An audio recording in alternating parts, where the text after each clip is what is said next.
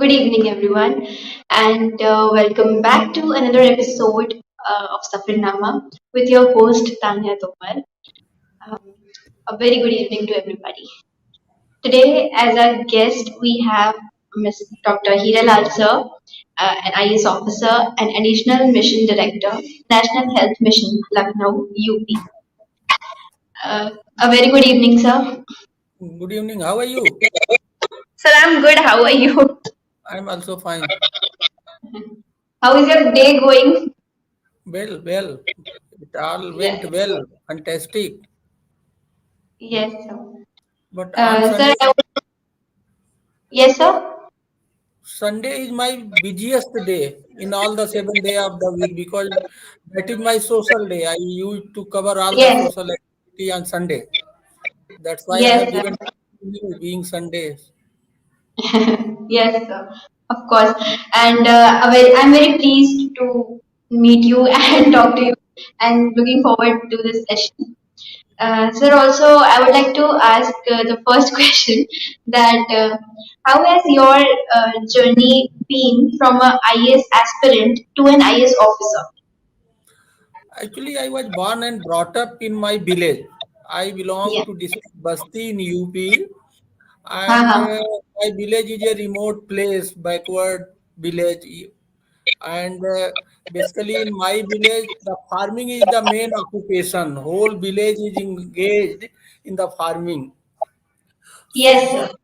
till 8th class I studied from my home in Yeah. primary, that is in primary school. After primary schooling till 8th class, I joined government inter college Basti, and I completed from 9 to 12th. There was a scheme, integrated scholarship scheme. In that scheme, from every block, one student is selected through a examination. In that examination, I appeared, I got selected, and I was given admission on that selection, hostel facilities, and 100 rupees scholarship to meet Oh, out the study. So that scholarship brought me from a rural area to urban area, and I completed from 9 to 12th in GIC Basti, and my subject was physics, chemistry, math. And from there, I went Allahabad University, and I took admission in BSc AG, and I started preparing for the engineering, and in first year itself I got selected, and after selection I completed my BTech from GB Pant University of Agriculture and Technology Pantnagar, which is now in Uttarakhand. At that yeah. point Hmm. of time, it was the part of UP. Okay. After Yes. completing BTech, I joined MTech in Yeah. IIT BHU with power electronics was my MTech subject, and from there I joined NTPC, and 1.5 year I was in NTPC. From there I joined Provincial Civil Services Uttar Pradesh. So that is the journey of my life, and as regards the joining of the IS, I was inspired by my father. Actually, my father was, he is no more. He was a farmer and he was veterinary compounder. So he was serving as a veterinary compounder. So he was knowing the about the civil services. So he inspired me to join the civil services from the very beginning. It was Uh-huh. his dream. It was his dream that I should join the civil services. So this is a brief journey from my birth to joining But civil services. So during this life, I have seen many problems and hardships, and my journey is full of many breakers in my life. yes.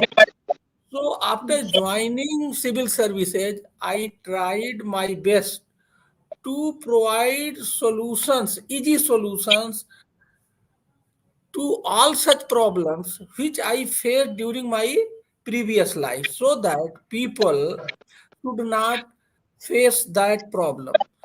And Mhm. by now, wherever I got the posting or whatever assignment I was given, I enjoyed that because I do the same thing differently. I am Yes. not a fakir officer. I do the same thing differently. I used to I used to change the functioning of the governance in Yeah. order to make it simple, easy, and to reduce the cost. So Mhm. I enjoyed the civil services tenure as PCS, as IS, and I am fully satisfied with my services, whatever I have done so far. But I am a ambitious man still. I do have many dreams to serve the society. Okay. So for serving the society, I do have many plans and I am working on many projects and Yes, sir. I am well connected with the masses. Reason being, I never think there is no gap between me and the masses because I am a egoless man. I do not have any ego. I am very simple and I enjoy connecting people. My hobby is how to connect, how to communicate, and how to cooperate in order to serve the society, public, and masses. I enjoy serving the masses. Yes, So sir. this is all about my this brief journey about my childhood, about my schooling and study, and about my job. Yes sir बिल्कुल sir आप जैसे अभी क्या होता है कि rural area से urban area आना एक बहुत बड़ा स्टेप है मतलब वहां पे भी लोग कम नॉलेजेबल होते हैं उस टाइम की बात अगर करें तो सर आपको ये मोटिवेशन कहाँ से मिली कि आपको बाहर ही पढ़ना है लाइक आपको जाना है कुछ अच्छा वहाँ पे करना है हमें यहाँ नहीं रहना है किसने आपको मोटिवेट किया कि आप वहां बाहर जा पाए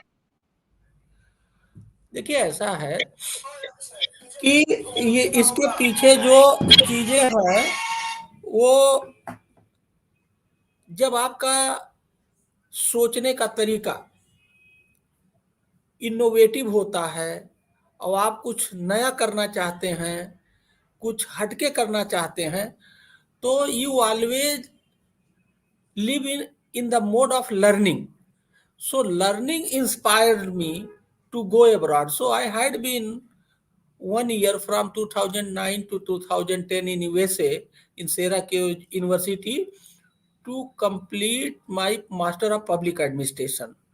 And after coming from there, I completed my PhD. And topic of my PhD was role of ICT in achieving good governance. So I completed in April 2020 my PhD, and thereafter I was in the process of taking admission in DLIT. So right now I am a research scholar of DLIT from Ram Manohar Lohia, Ayodhya University, and the topic is very interesting: role of communication in achieving good governance.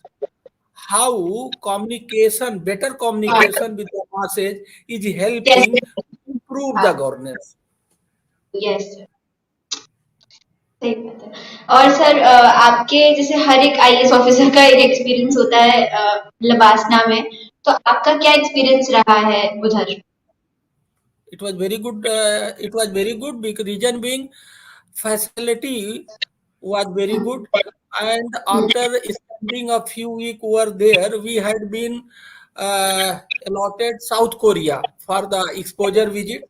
So we had been for 1 week in South Korea, and we had been taught over there all the good and best practices of the South Korea.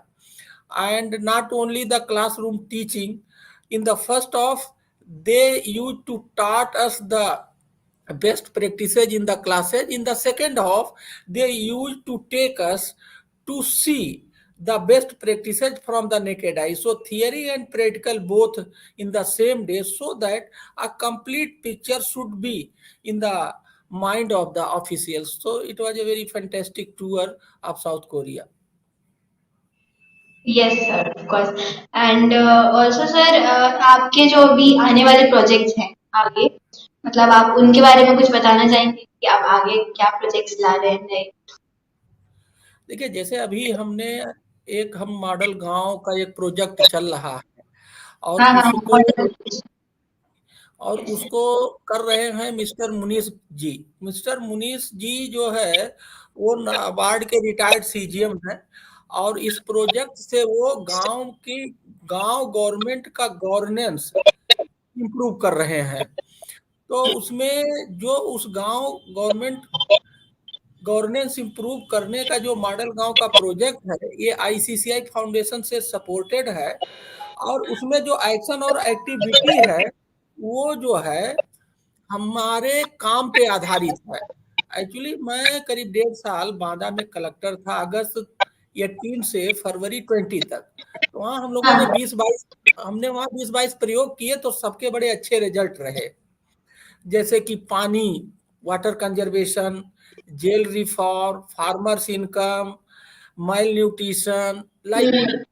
तो इस तरह से जो बहुत सारे result रहे, उसी को हम लोगों ने इकट्ठा किया है, और जो वहाँ गवर्नेंस में इम्प्रूवमेंट हुआ, जिससे सामाजिक, आर्थिक और सारी चीजों में इम्प्रूवमेंट हुआ, उसी को सिस्टमेटिक तरीके से ऑनलाइन हम लोग मॉडल गांव के प्रोजेक्ट के रूप में चला रहे हैं। I am the honorary mentor of this project, reason being कि वो सारी एक्टिविटी और एक्शंस मॉडल गांव का मेरे उस प्रयोग पे आधारित है, जिसके बड़े अमेजिंग रिजल्ट रहे हैं। तो मॉडल गांव इन ब्रीफ ये इसकी शुरुआत है, और इसके पीछे ये कहानी है। यस सर तो सर ये जो मॉडल गांव का है मॉडल विलेज ये मतलब आप कैसे डिस्क्राइब करेंगे कि ये अलग है बाकी प्रोजेक्ट्स से? देखिए, अभी मॉडल गांव का प्रोजेक्ट अलग यूं है, क्योंकि देखिए होता क्या है, गांव में एक मानसिकता है कि उनको कुछ ना करना पड़े, सारा काम उनका सरकार कर दे, प्रधान कर दे, सचिव कर दे, कोई दूसरा कर दे, उन्हें कुछ ना हाँ करना पड़े। ये कुछ नहीं है। हाँ, तो जो हमने बांदा में सारा प्रयोग किया, हाँ उसमें हमने इस चीज को नहीं किया। हमने हम्म, क्या कहा कि जनता आगे आगे और जिलाधिकारी पीछे पीछे। तो हमारा जो वो प्रयोग वहां था, वो पब्लिक पार्टिसिपेटरी अप्रोच था। हमने पब्लिक को मोबिलाइज किया, पब्लिक के लीडरशिप में हमने पानी बचाया। हमने चुनाव में 11% करीब जो है percentage voting highest in UP किया। इसमें 11% क्रॉप प्रोडक्टिविटी बढ़ी।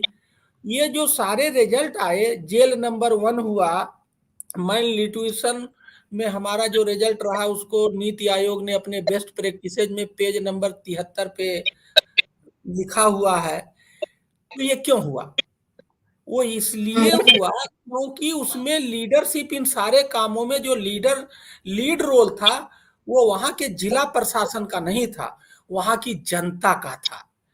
तो यस ये जो हमने एक डिफरेंट प्रयोग किया कि लीडरशिप या लीड रोल जनता का होना चाहिए, और डिस्ट्रिक्ट एडमिनिस्ट्रेशन या जिला अधिकारी का रोल एक सहयोगी के रूप में होना चाहिए। इसलिए हमें वो रिजल्ट मिला। वही फार्मूला हम लोगों ने इसमें भी लागू किया है। तो ये डिफरेंस है। लोग क्या सोचते हैं, जिला प्रशासन आगे चलेगा और जनता पीछे चलेगी। हमने इस फिलॉसफी को बदल दिया, जनता आगे आगे और जिला प्रशासन उसमें सहयोगी के रूप में पीछे पीछे। अगर वो यस कहीं रुकेंगे तो थोड़ा धक्का दे दिया जाएगा, अगर कहीं उनको कोई दिक्कत आएगी तो उस दिक्कत को रिमूव करने में हम उनकी मदद करेंगे, रिमूव वही करेंगे।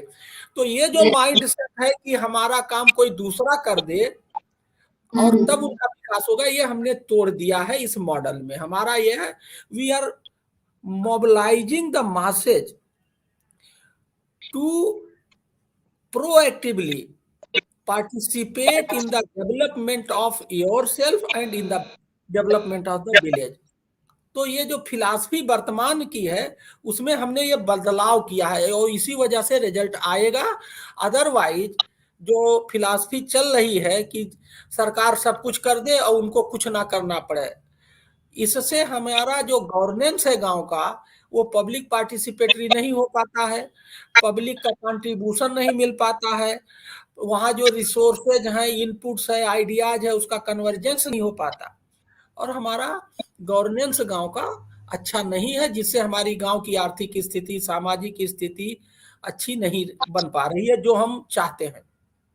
यस, यस सर, बिल्कुल। और आपने ये बहुत अच्छा इनिशिएटिव लिया है कि लोगों को आगे करें और उनकी ही इनोवेशन से हम उनको हेल्प करें। सर ये बहुत ही अच्छा स्टेप है। एंड जैसे आप पहले डिस्ट्रिक्ट मजिस्ट्रेट रह चुके हैं बांदा में, और आपने वहाँ पे काफी सारी प्रोजेक्ट्स किए विद लो कॉस्ट या फिर नो कॉस्ट, और लोगों का पार्टिसिपेशन पूरा, और स्टेक होल्डर्स का इन्वॉल्वमेंट, रिसोर्सेज का एकदम सही इस्तेमाल किया।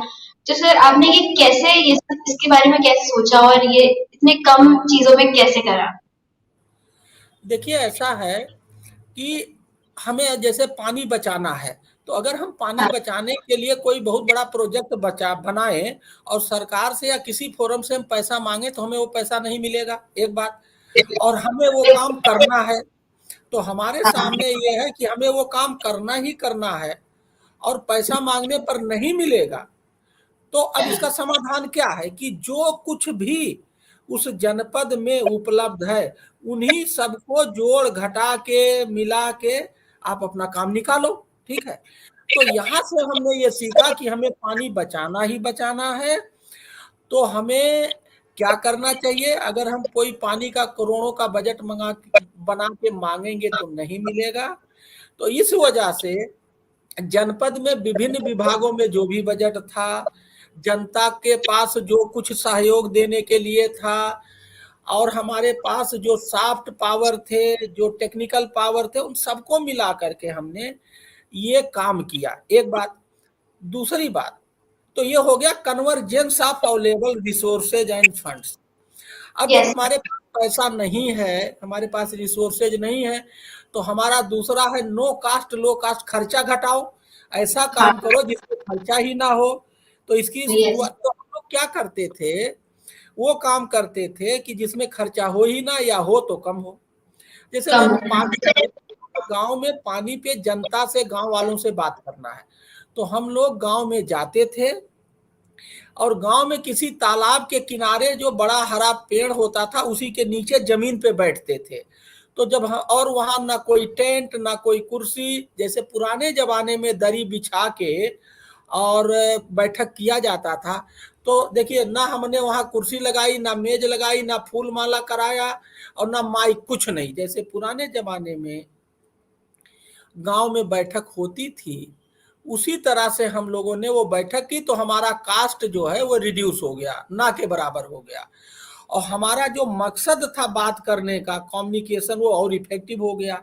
तो इसी तरह से हर काम में हमने बिना दिखावे वाला, बिना पांप शो के, देहाती और देसी तरीके से हम जनता से जुड़े, कनेक्ट किए, कम्युनिकेट किए, और हम एक दूसरे को कोऑपरेट किए। मतलब जिला प्रशासन और आम जनता के बीच जो गैप था उसको हम लोग धीरे धीरे खत्म कर दिए। क्यों, हम टाई बांध के जाएं, कुर्सी पे जाएं और बहुत बड़े कलेक्टर बन के जाएं तो जनता हमसे डरती है, जनता के मन में एक भय होता था, इसको मैंने निकाल दिया। जमीन पे बैठे तो आधा लोग कह रहे तो डीएम तो हमारा एक गांव टाइप का है, और मैं अपनी बैठकों में ये कहता था कि मैं देसी कलेक्टर हूँ, देहाती कलेक्टर हूँ, और मैं गांव का रहने वाला हूँ, किसान का बेटा हूँ, मैं सब कुछ जानता हूँ। तो लोग समझते थे ये कलेक्टर तो अपने घर टाइप का है, अपने घर वाला है, गांव देहात वाला है। तो हमारी करीब जो वहाँ 20 लाख की आबादी थी, वो और मेरे बीच कोई गैप ही नहीं था। मुझे रिक्शा वाला भी पकड़ लेता था, मुझे चपरासी भी पकड़ लेता था और मुझसे आकर के अपनी बात कह लेता था। मेरे मेरे मुझको लेके किसी के मन में डर नहीं था। क्या, I was so open, I was so mixed with the masses, there was no gap between me and the masses. मुझे कोई भी आदमी कहीं भी, मैं अगर मुझे लगता था वो हाथ देता था तो मैं गाड़ी रोक लेता था क्या, और मैं उसकी बात सुनता था। या फिर अगर मैं जा रहा, उसने देखा कलेक्टर की गाड़ी जा रही है, वो हाथ दे रहा है, तो इसका मतलब वो किसी मुसीबत में है। तो मैं 2 मिनट रुक के उसकी बात सुन। धीरे धीरे 1.5 साल में ये बात प्रचार हो गई, और I was the public collector, not the जो ये जो लेसर आईएएस अफसर के ऊपर एक आरोप भी लगता ना कि ये अंग्रेज तो चले गए लेकिन वो अपना जो है छाप छोड़ के गए हैं। तो मैंने वो जो छाप छोड़ने वाला आरोप है, मैंने उसे मिटा दिया। यस सर, यस, बिल्कुल सर। और ये करने में भी बहुत, क्योंकि लोग सोचते हैं कि आईएएस ऑफिसर हैं तो इनके पास ज्यादा टाइम नहीं होगा कि कैसे इनसे बात करेंगे, और सर आप उनकी बात सुनते हैं, वो ये एक बहुत बड़ी बात है, क्योंकि आप ही इतने बिजी रहते हैं और अपना टाइम निकालना, उनकी बात सुनना, उनका सोल्यूशन निकालना बहुत बहुत बड़ा काम है। एंड सर इस रिस्पॉन्सिबिलिटी को मतलब अच्छे से पूरा करना is also a big thing. Also sir मैं ये पूछूंगी कि सेंट्रल और स्टेट गवर्नमेंट का क्या मतलब ऐसा आपके मतलब क्या इन्वॉल्वमेंट है प्रोजेक्ट में या फिर आपके और प्रोजेक्ट्स में, एंड वो कैसे आपको हेल्प करते हैं, एंड क्या मतलब क्या हो सकता है इसका इफेक्ट 21st सेंचुरी की ट्रांसफॉर्मेशन आगे। देखिए, ऐसा है कि भारत सरकार, उत्तर प्रदेश सरकार या कोई भी सरकार है, वो क्या चाहती है? वो यही तो चाहती है। देखिए, 3 लेवल की गवर्नमेंट है भारत सरकार, government of India, state government, government of states, और गांव गवर्नमेंट। 3 गवर्नमेंट है। तो अगर भारत सरकार कुछ गड़बड़ करती है तो लोग हल्ला करते हैं, विरोध करते बिल्कुल। हैं, ठीक है। पार्लियामेंट में हल्ला करते हैं, विरोध करते हैं। स्टेट गवर्नमेंट खराब करती है तो रोज पेपरबाजी ये, और विधानसभा में हल्ला करते हैं ये खराब। लेकिन तीसरी जो सरकार है, गांव की जो गवर्नमेंट है, वो चाहे गड़बड़ कर दे चाहे खराब कर दे, उसका कोई चेक और बैलेंस नहीं है। इसी वजह से उस गांव के गवर्नमेंट का गवर्नेंस खराब है।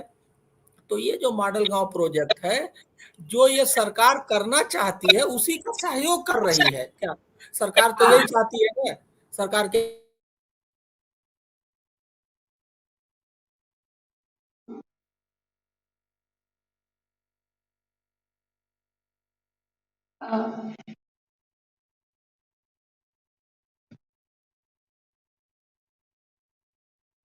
आई think some network issue with sir. Sir we can't hear you, आपकी आवाज।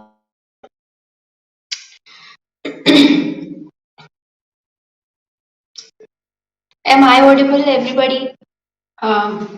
Please drop a comment if I'm audible or not, and if I'm mute or not.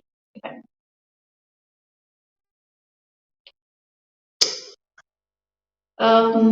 so, so कि network का कुछ problem है. He'll be joining us. 1 minute. Hmm. Okay, so till then आपने अभी जो भी सुना सर की बातों को, वो बहुत ही मतलब एक तरीके से बहुत ही बड़ा इनिशिएटिव उन्होंने लिया है कि वो गांव में भी सब लोगों को नॉलेज दे पाए और उनको अवेयर कर पाए इन चीजों के बारे में। And he is taken a very good initiative, and he will be joining with us soon.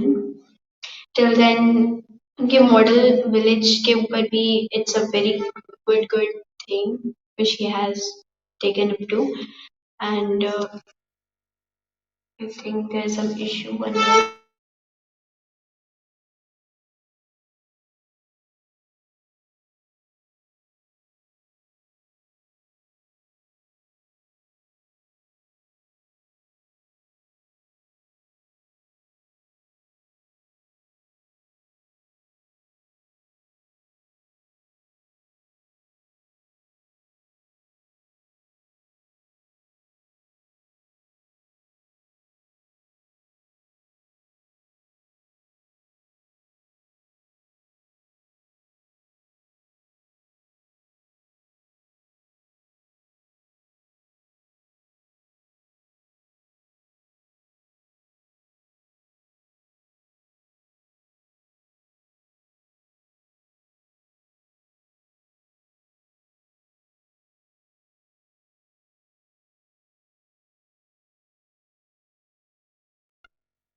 Sir will be joining us soon and थोड़ी देर उनका वेट करते हैं.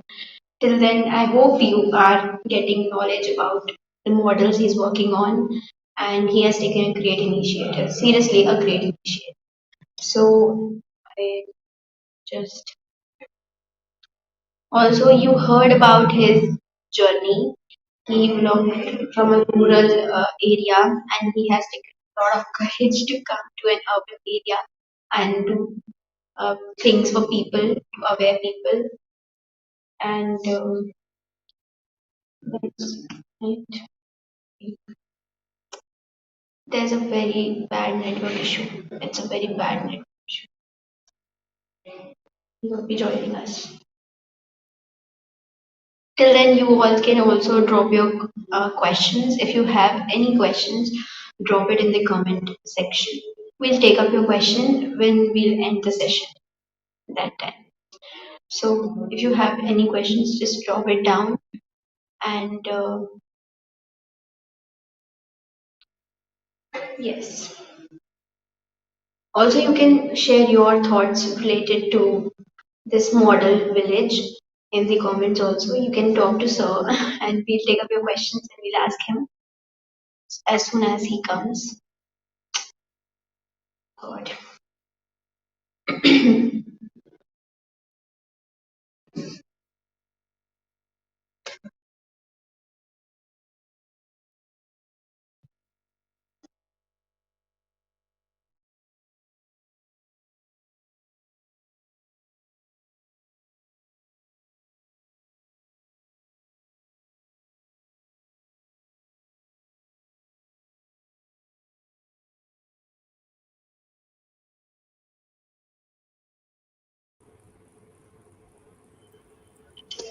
uh, Sir, some network issue.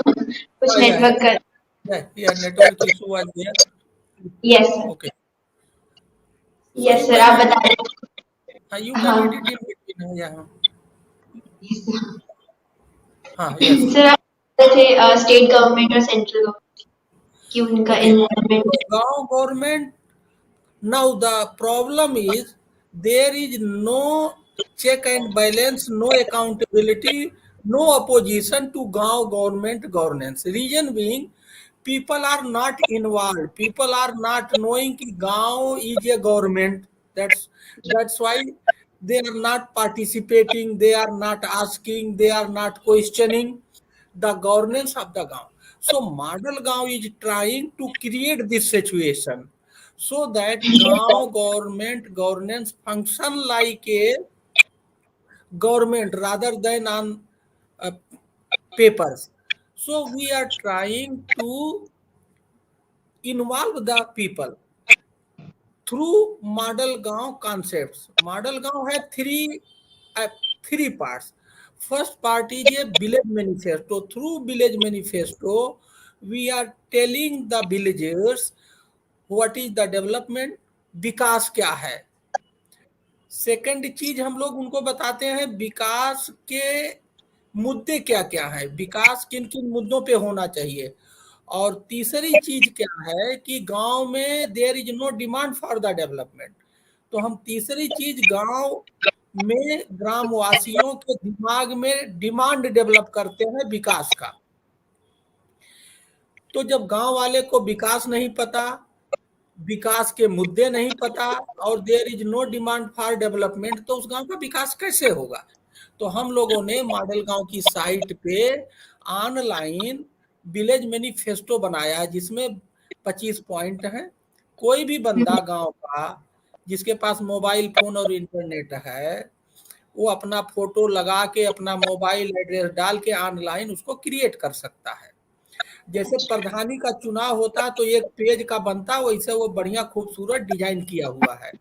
तो अगर मान लीजिए कि 5,000 आबादी वाला गांव है, उसमें 3,000 लोगों के पास मोबाइल फोन है, तो 3,000 लोग अपना फोटो लगा हुआ और अपना नंबर, तो जब वो छाप के सॉफ्ट कॉपी दिखाएंगे तो उसमें पढ़ेंगे वो 25 मुद्दे, तो गांव में एक इकोसिस्टम क्रिएट होगा जो कि नहीं है.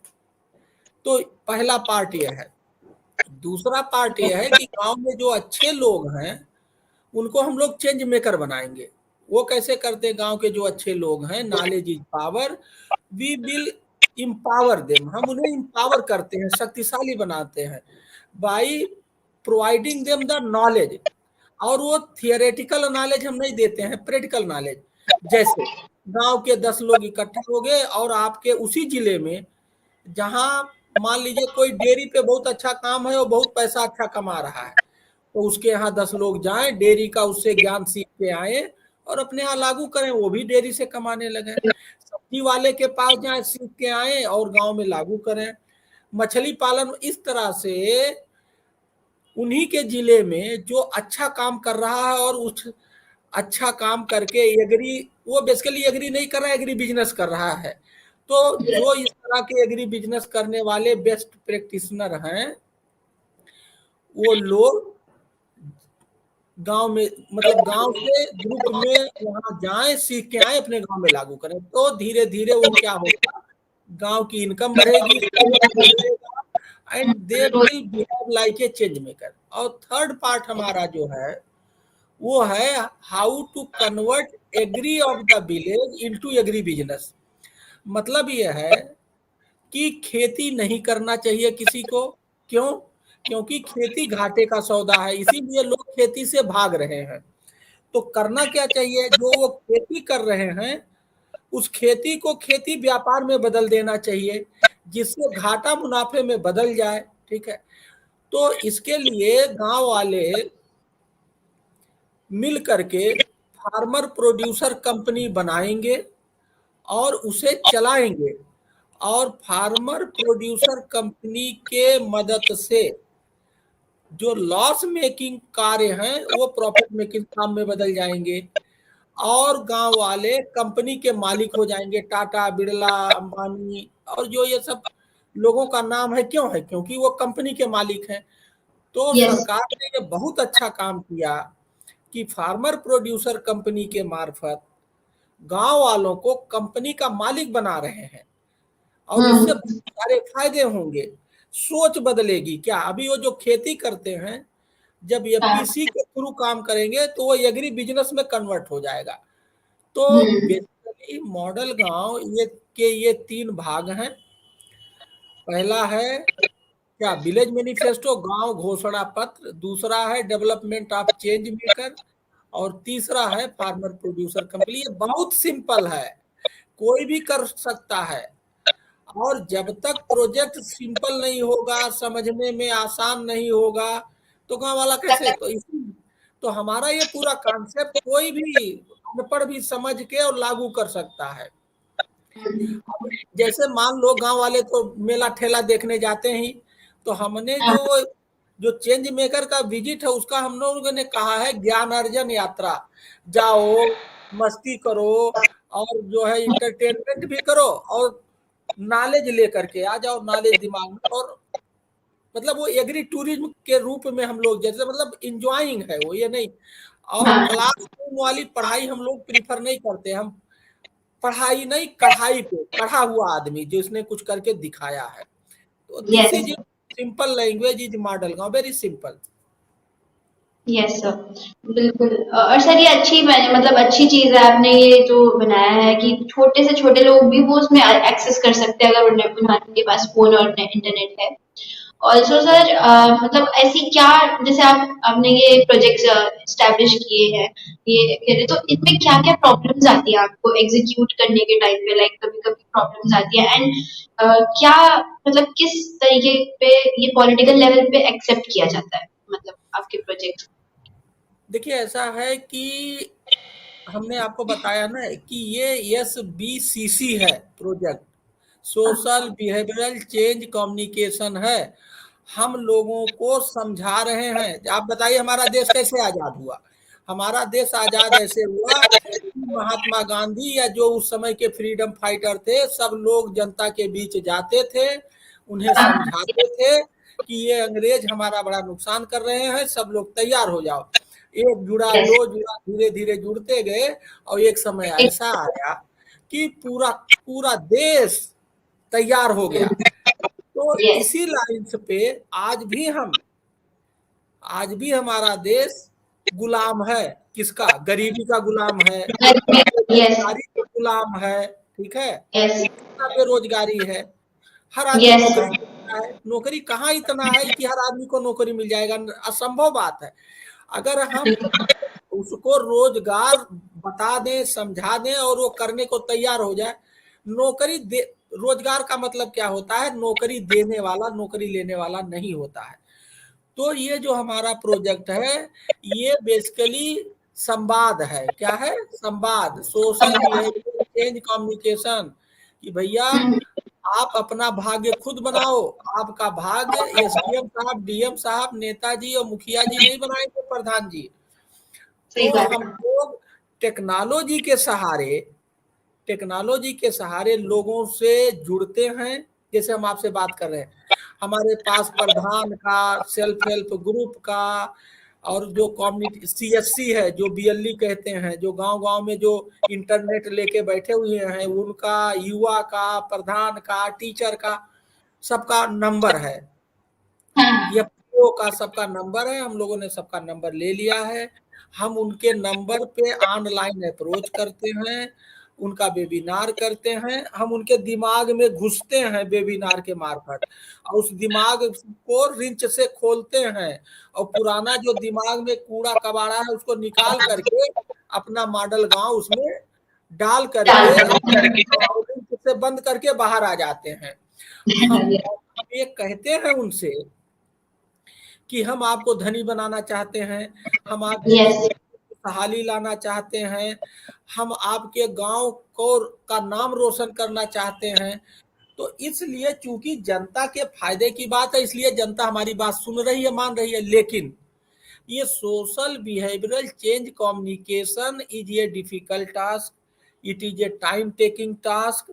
इसलिए ये बहुत आसान नहीं है किसी को समझा करके उसका दिमाग बदल देना, और कि वो आपका कहना मानने लगे। जैसे देश की लड़ाई में देखिए कितने साल लग गए, उसी तरह से ये जो हमारा प्रोजेक्ट है ये टाइम टेकिंग है, और धीरे धीरे रिस्पांस आ रहा है, लोग जुड़ रहे हैं, और लोग जो है कह रहे नहीं आपका ये बात अच्छा, ये हमारे भलाई में है, हम आपकी बात मानेंगे और आपके कहने पर काम करेंगे, क्योंकि इसमें भलाई हमारा है, हमारे गांव का है। तो धीरे धीरे ये कारवां बढ़ता जा रहा है। बिल्कुल सर, बिल्कुल। ऑल्सो सर, आपने ऐसी मतलब अभी तक आपने नहीं मतलब यूपी में ऐसी कौन-कौन सी स्कीम है जो फार्मर्स के लिए बनाई गई हैं, जो बहुत ही इफेक्टिव हैं, अच्छी देखो, हैं? फार्मर्स के लिए बहुत बहुत सारी स्कीम है। ठीक है, हुँ, और मैक्सिमम स्कीम अब ऑनलाइन हो गया है। जैसे हाँ, कोई, देखिए, डायरेक्ट बेनिफिट ट्रांसफर, कोरोना ने एक चीज तो ये हम लोगों को सिखा दिया, how to use technology to make the process, to make the या गवर्नेंस प्रोसेस इजी।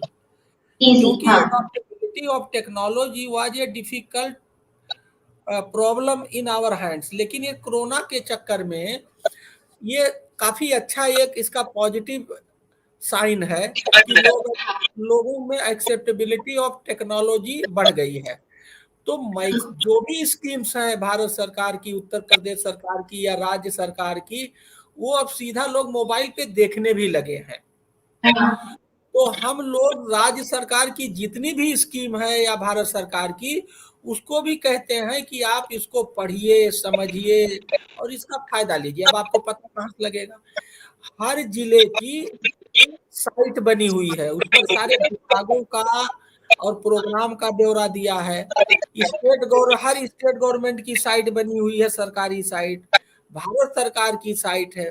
पढ़िए और पढ़ करके उसे समझिए और उसको अपने फायदे के लिए अप्लाई करिए उसमें और अपना फायदा लीजिए। लेकिन दिक्कत क्या है कि लोग पढ़ना नहीं चाहता, मेहनत नहीं करना चाहता, सोचता है जल्दी से कोई चीज मिल जाए। हम लोग जो इजी गोइंग का जो हमारी ये मानसिकता बन गई है, ये हमारे लिए बहुत फायदेमंद नहीं है, नुकसानदेह है। तो वो हम लोग करें नहीं, बिना कष्ट के, बिना संघर्ष के, बिना संकट झेले आदमी मजबूत नहीं होता है।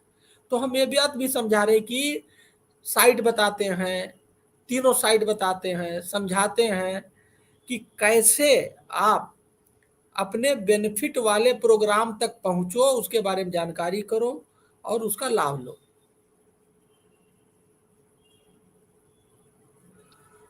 Yes sir.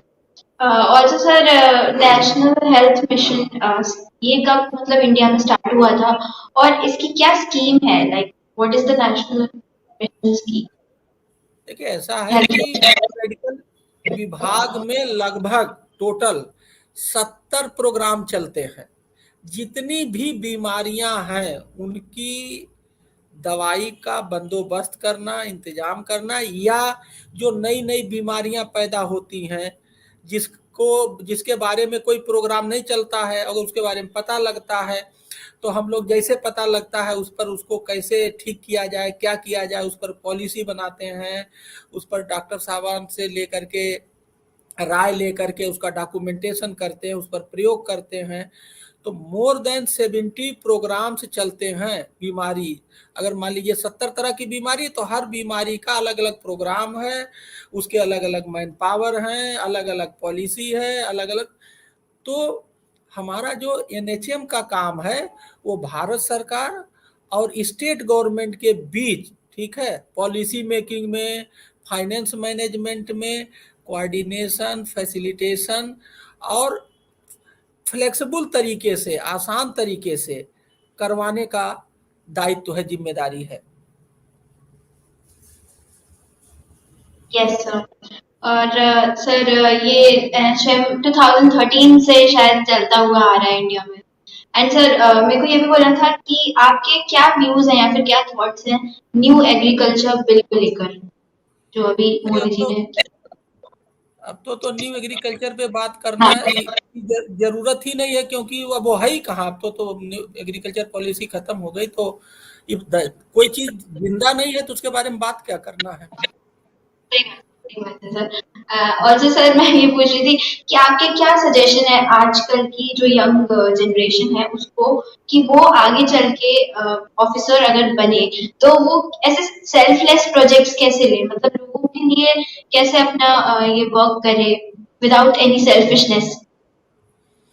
देखिए, जो अफसर हैं या जो बन रहे हैं, पहले ये होता था कि कोई आदमी एक काम कर लेता था तो उससे उसकी जिंदगी पार हो जाती थी। जैसे मान लीजिए कोई डॉक्टर हो गया तो वो जिंदगी भर डॉक्टरी से उसकी जिंदगी चल जाती थी। कोई इंजीनियर हो गया तो इंजीनियरिंग के प्रोफेशन से उसका पूरा जिंदगी कट जाता था। मैं कहीं पढ़ रहा था कि अब स्थिति बदल गई है। एक आदमी को कम से कम 3 तरह का नॉलेज होना चाहिए, मिनिमम 3। यस। कोई रिसर्च पेपर पढ़ रहा था। मतलब अब एक से तो काम नहीं चलना है, ठीक है। तो कहने का मतलब जो बदलता, जो चेंजिंग इन्वायरमेंट है, उसमें अब केवल एक प्रोफेशन से आपका काम नहीं चलेगा, ठीक है। तो आपको कई प्रोफेशन एडॉप्ट करने पड़ेंगे।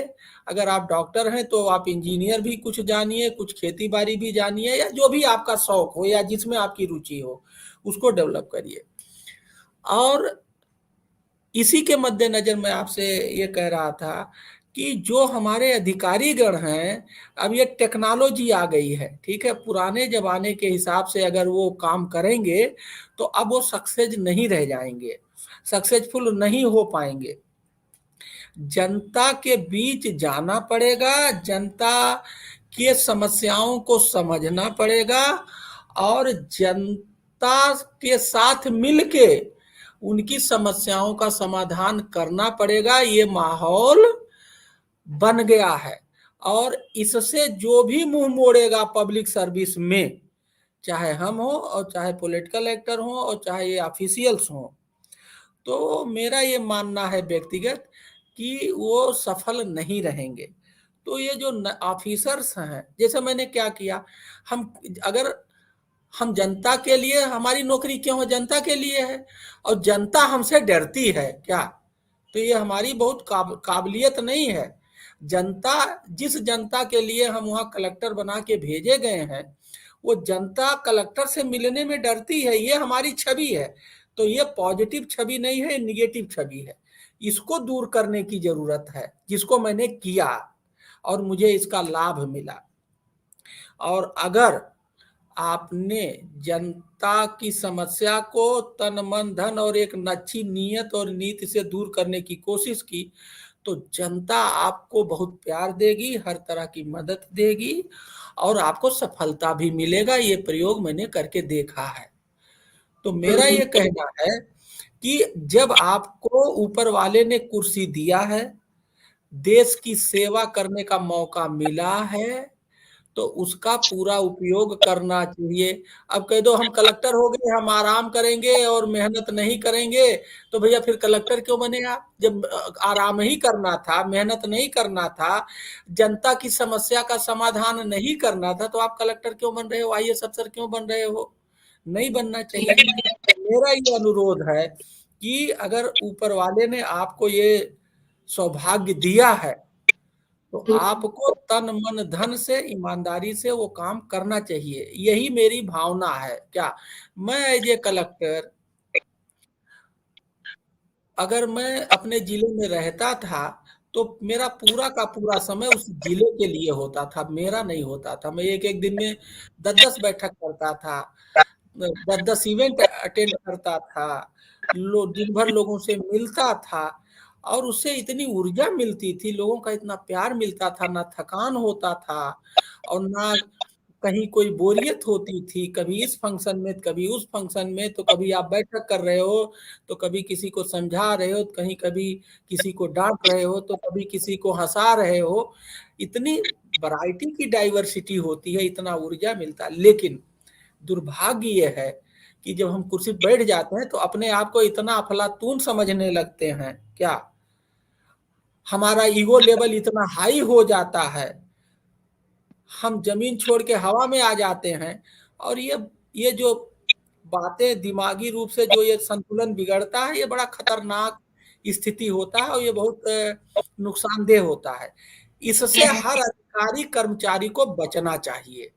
उसे ये समझना चाहिए कि ये जो हमारी जनता है जिसके लिए हम आए हैं, पहला हमारा धर्म कर्म है उसकी सेवा करना, उसके साथ मिलना, उसके साथ मिक्सअप होना।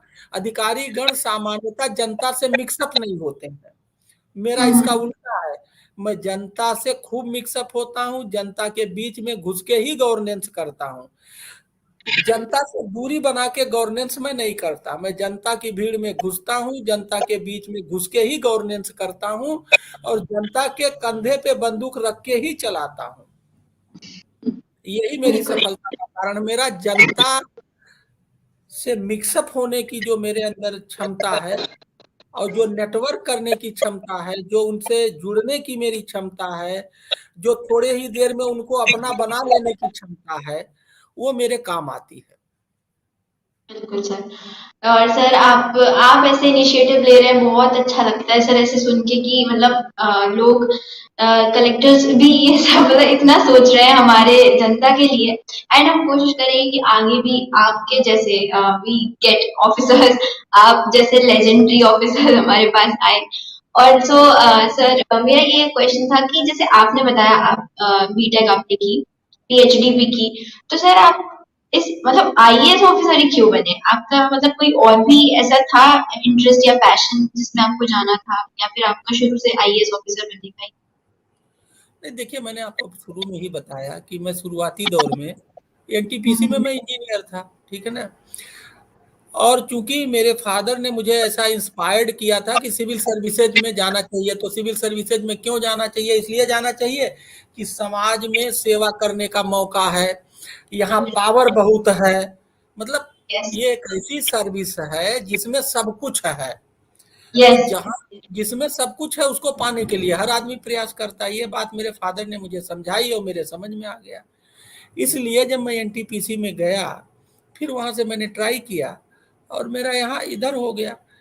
तो मेरे आने का मुख्य कारण ये था कि ये अनपैरेलल सर्विस है। आज भी अगर इसमें कोई काम करना चाहे तो अच्छा काम कर सकता है। समाज को आगे ले जाने में, लोगों के चेहरे को पे खुशहाली लाने में इससे बढ़िया कोई प्लेटफॉर्म नहीं है। बहुत बढ़िया। लेकिन वो जो लेकिन वाला क्लाज है, ठीक है ना, हम लोग इसको सेवा ना मान के कुछ और ही, वहां पहुंचने के बाद कुछ और ही मान के काम करते हैं, जिसके वजह से वो जो होना चाहिए वो नहीं हो पा रहा, और यही कारण है कि जो हमारी इमेज बिल्डिंग है वो अच्छी नहीं हो पा रही है। रोज न्यूज में छपता है, बहुत सारे आर्टिकल आते हैं सिविल सर्विसेज के, है ना।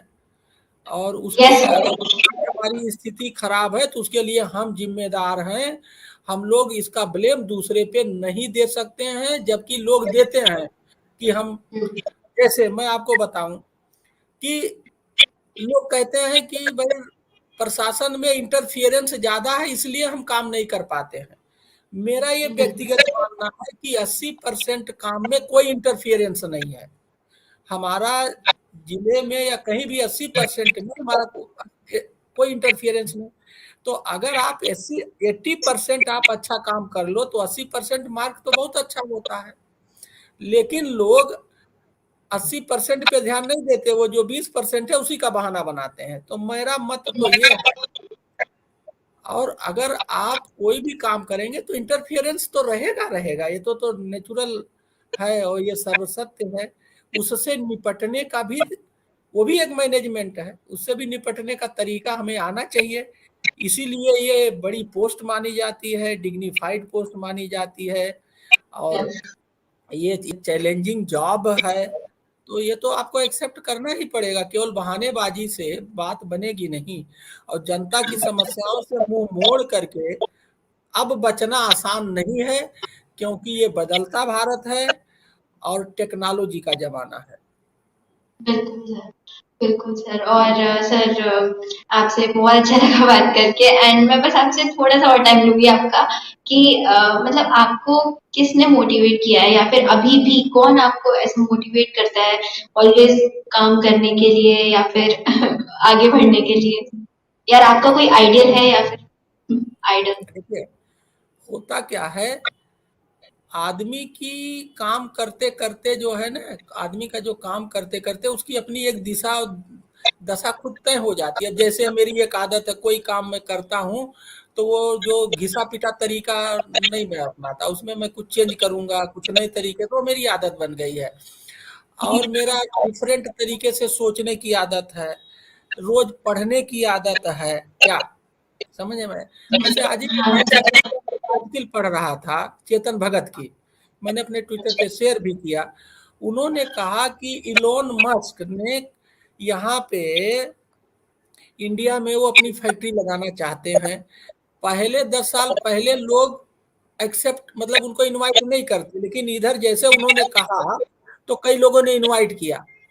तो क्या है तो मैं इस तरह की क्या बदलाव हो रहा है नेशनल इंटरनेशनल में पढ़ता बहुत हूँ क्या, और उसको जो उसमें हमारे लिए सुटेबल है उसको समझने की कोशिश करता हूँ। और आपको सबसे बढ़िया कोई चीज कौन बता सकता है जो उस समस्या से झेलता है। हम आईआईटी और आईआईएम में बैठ करके उतना बढ़िया समाधान नहीं दे सकते जितना बढ़िया राय और समाधान हमें जो उसको फेस करता है, अगर हम उससे डिस्कस करें। अगर पानी की समस्या है तो जो पानी की समस्या से झेल रहा है, जूझ रहा है, परेशान है, आप उनको 10 लोगों को बैठा लीजिए, इतना बढ़िया समाधान देंगे। और वो अस्थाई होगा, सस्टेनेबल होगा, चीप होगा, इजी होगा, सिंपल होगा। तो ये जो हम लोग एसी कमरों में बैठ के प्लान बना के और नीचे ले जाते हैं, जिसको कहते हैं टॉप डाउन अप्रोच, वो ठीक नहीं है। अब बॉटम अप अप्रोच, मेरा अप्रोच है बॉटम अप, मैं उससे करता हूँ। एक दूसरी बात यह है कि अभी मैं एक न्यूज पेपर पढ़ रहा था कि जो इस समय हार्वर्ड बिजनेस स्कूल के डीन है उनको पद्मश्री मिला था। तो वो इंडिया आए थे तो उन्होंने एक इंटरव्यू दिया था, और उस इंटरव्यू में उनका ये कहना है, उस पर वो प्रयोग कर रहे हैं और बड़ा अच्छा उनका विचार है, और बहुत जल्दी ही उस पर वो प्रोग्राम लॉन्च करने जा रहे हैं कि हम लोग बीए किए, एमबीए किए, बीटेक किए, और कहते हैं उसी के आधार पे हमारी नौकरी और इवैल्यूएशन होता है। तो भैया लर्निंग तो केवल पढ़ाई पीरियड तक तो होता नहीं, लर्निंग तो रोज की होता है। लर्निंग तो आदमी मरते दम तक लर्न करता है, पढ़ता है। तो हमारे यहाँ जो इवैल्यूएशन होता है बीटेक और एमटेक और पीएचडी, वही वाली पढ़ाई का। और ये जो हम लोग प्रैक्टिकल लर्निंग रोज करते हैं उसका कोई माने ही नहीं है। तो हमें पढ़ाई, पढ़ा पीएचडी और कढ़ा पीएचडी दोनों होना चाहिए। राम शरण वर्मा जी हैं, कक्षा 8 फेल हैं, बनाना मैन के नाम से जाने जाते हैं, बाराबंकी के हैं। वो तो कक्षा 8 फेल हैं। उन्होंने कई जिलों में, कई प्रदेश में लोगों की इनकम बढ़ा दी। उनके यहाँ पीएचडी करने वाले लोग आते हैं उनसे पढ़ने। तो आईआईएम का पीएचडी अच्छा है या वो राम शरण वर्मा कक्षा 8 फेल अच्छा है? तो कभी हमने राम शरण वर्मा जैसे प्रैक्टिशनर पीएचडी को वैल्यू नहीं दिया। ठीक है, बिल्कुल तो हमें ये भी बदलने की जरूरत है कि एक थियोरेटिकल पीएचडी, एक प्रैक्टिकल पीएचडी। हम केवल थियोरेटिकल पीएचडी को नहीं, हम प्रैक्टिकल पीएचडी को भी आगे बढ़ाएंगे, उसको आगे ले जाएंगे और उसको रिप्लिकेट करेंगे। ये समय की मांग है।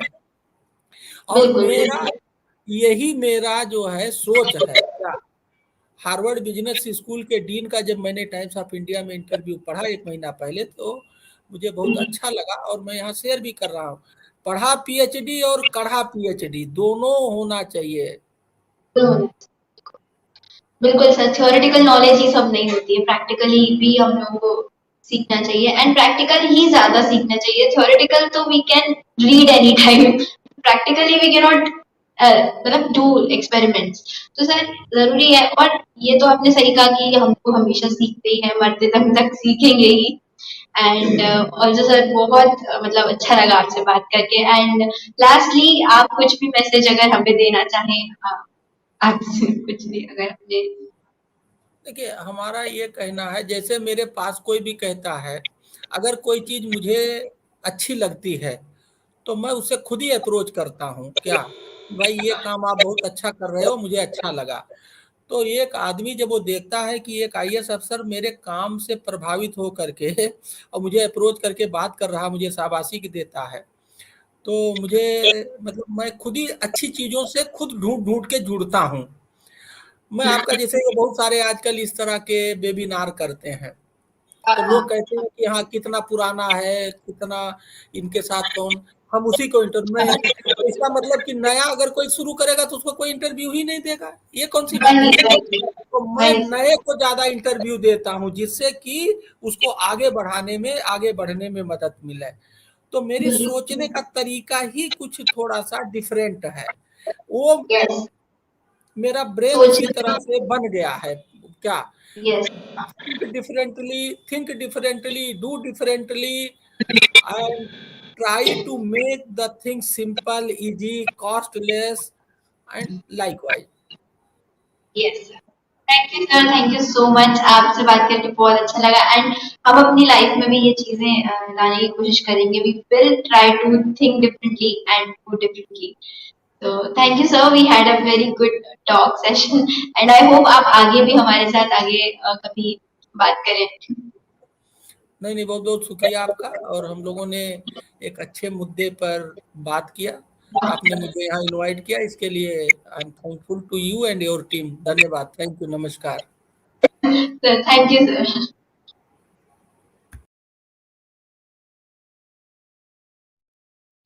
Okay, so thank you everyone, and stay tuned for another episode of Safarnama. Till then, bye and have a good day.